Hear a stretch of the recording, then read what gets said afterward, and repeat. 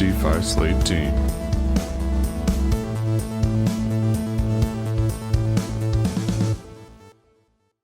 Hey, what's up, guys? It's Andrew here, or Andy, as you know it. I'd love for you, if you enjoyed this content, if you got something out of it, to give it a like, subscribe to our channel on YouTube. We're really trying to grow it here, and we would really appreciate it.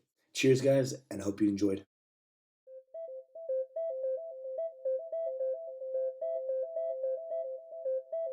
What's going on, guys? I am here with Nate from Bankless. I'm excited for this one. BNC and Bankless have been absolutely blowing up.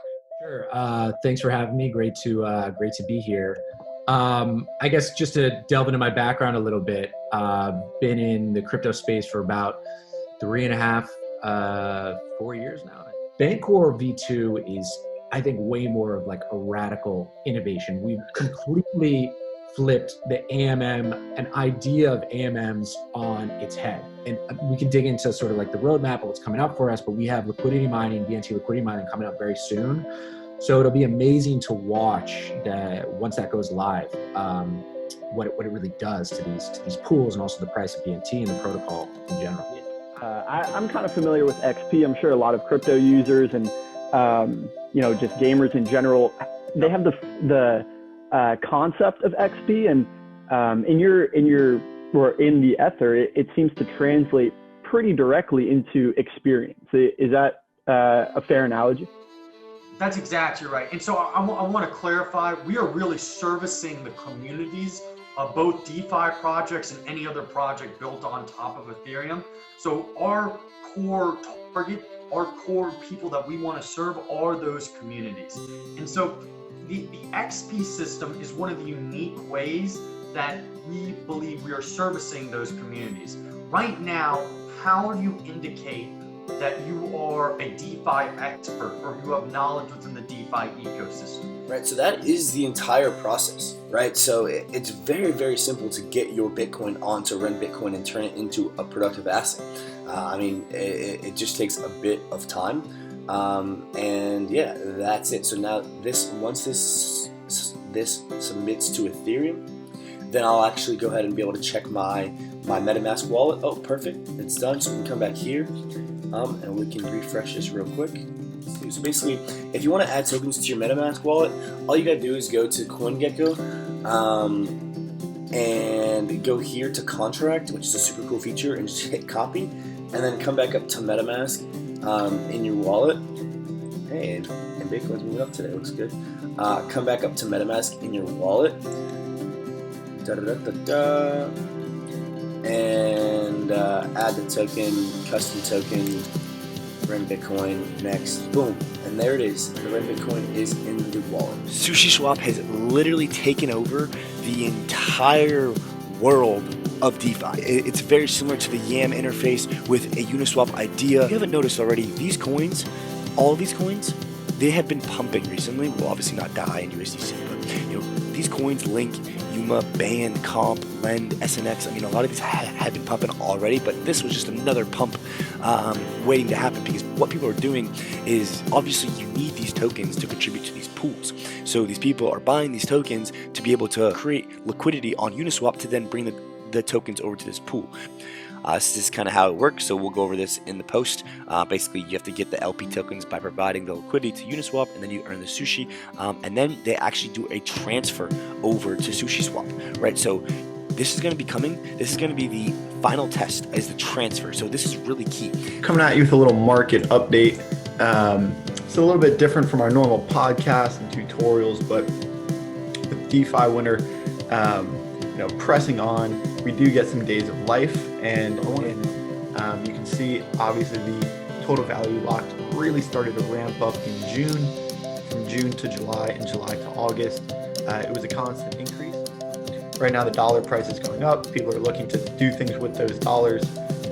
If we do see some newcomers and some new market participants, we might see those kind of retail investors, if you will, get into Bitcoin and then fall farther down the rabbit hole, as we've seen in the past, moving from Bitcoin as the most popular asset into the other forms of decentralized finance.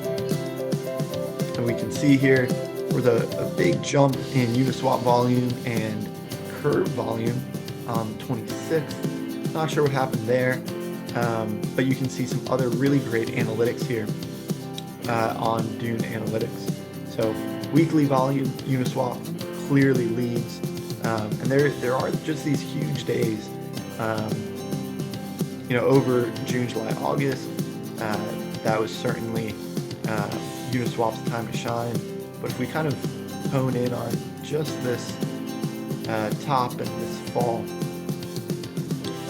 volume came way down. So it is pretty important to see that volume is returning. People have been calling it dead cat bounce. We'll see. For this to really get to the next level and not just be some sort of bounce and continuation lower, I do think we need to see quite a bit more volume. So actually surpassing what we had back here, that $8 billion mark. I think there needs to be lots more WBTC onboarded into Ethereum. And when do we expect to see that? I expect it to happen. I expect it to be around Ethereum 2.0's.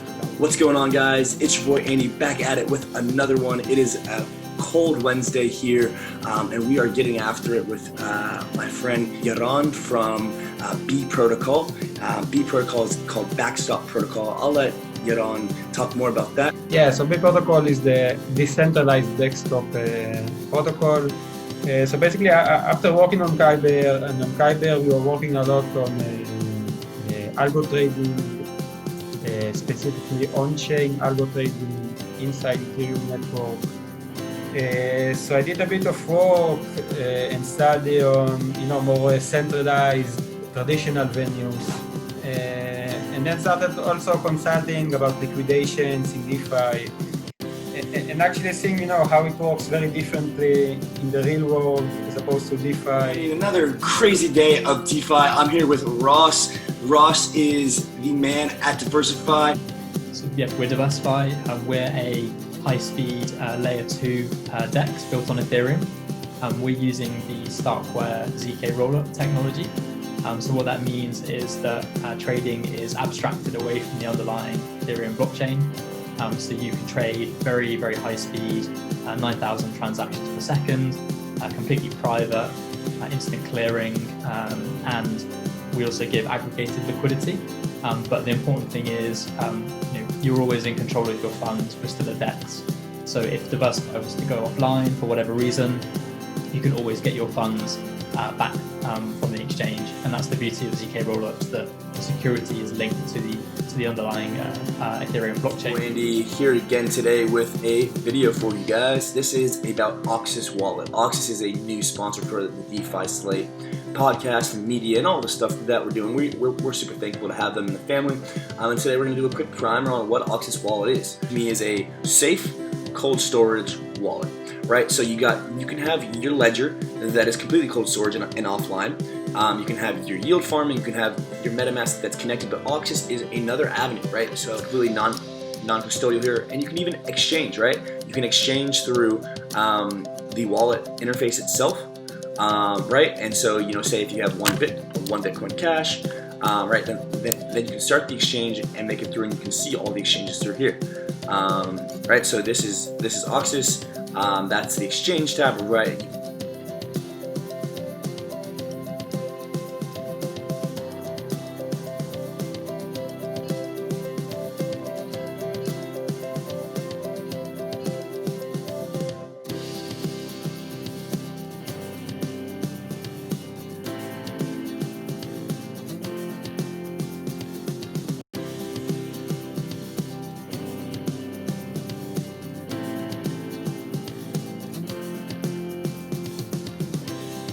I'm Rob. Welcome to DeFi by Design. We're going to be talking about DeFi and everything crypto. I'm really excited to be on this podcast. This is episode 1, but Andrew and I have been talking about crypto and now DeFi more recently, so I'm really excited to start up this podcast. How's it going, Andrew? It's going well. I'm Andrew, guys. What's going on? This is episode 1, so bear with us for anything that we say, do, or talk about, but we are here and we are excited both of us have definitely been in the crypto space for a while. Rob, maybe just a little longer than I have, going back to 2016, 2017 times, obviously with that big bull run, all that good stuff. And, we've kept a close tabs on all this stuff as we're extremely interested in it, being young guys. And now this whole industry of DeFi has really blown up almost in our faces. We can only imagine what it's going to do to the entire world at Storm. We are here with Mark from Aave. Mark has been working at Aave for a bit and is super educated with everything DeFi, and we are really excited for this one. You can do a lot more things than just buy some Ether and wait for a number go up. You actually can dev some smart contracts, create your own dApps, and do a wide range of things. And basically, when you're interested in a brand new technology, everybody is terrible at it. Like, even if you are a good developer, nobody knows shit about Solidity in 2015. There were no experts. There were everything to learn at this point. And the last thing is the Uniswap craze. Is it hype? Is it scammy? Is it legit? How do you feel about all the Uniswap craze? It's not crazy. It's just the future of finance. So there you is. There you have it. That is Mark Zeller from Aave. Mark, it has been an absolute pleasure. Those who are taking leverage on Alpha Homora and quote-unquote like shorting ETH, they're exposed to the short of ETH impact. What they can do is they can actually open the opposite leveraged long on ETH position on perpetual swap product. And as a result, they are actually minimizing the downside exposure while maximizing the returns on Alpha Homora. So that's, the actual overarching theme we're going for, because we think the ideal financial product suite is something that can generate high yields, high returns for users while offering a way to minimize the downside exposure. I think Tasha and Alpha Homora, along with the rest of DeFi, are absolutely pushing the limits, as best as possible. And I'm sure Tasha sometimes probably feels this way. Being at the cutting edge of a groundbreaking, debatably regulatory arbitraging global mass of trustlessness is, I don't know. It really puts you to bed with a lot of thoughts in your head at night. There's a lot of things going on. Yeah, definitely. A lot of things keeping me up at night, for sure. I've got one last question for Mona. We got a price prediction here for end of 2021. What is the price of one Bitcoin? End of 2021. Yeah. Oh, that's interesting. I'm really bullish on Bitcoin in 2021 and crypto in general, actually. And I'm also known to be wrong. So let's see. I'm going to predict, I think I'm going to predict $55,000. Nice. 55. Very, very bullish and very conservative at the same time for some people. which is hope kind I'm of crazy. right for everyone's sake. Awesome. We might break all-time highs by the time this is posted. I think we will.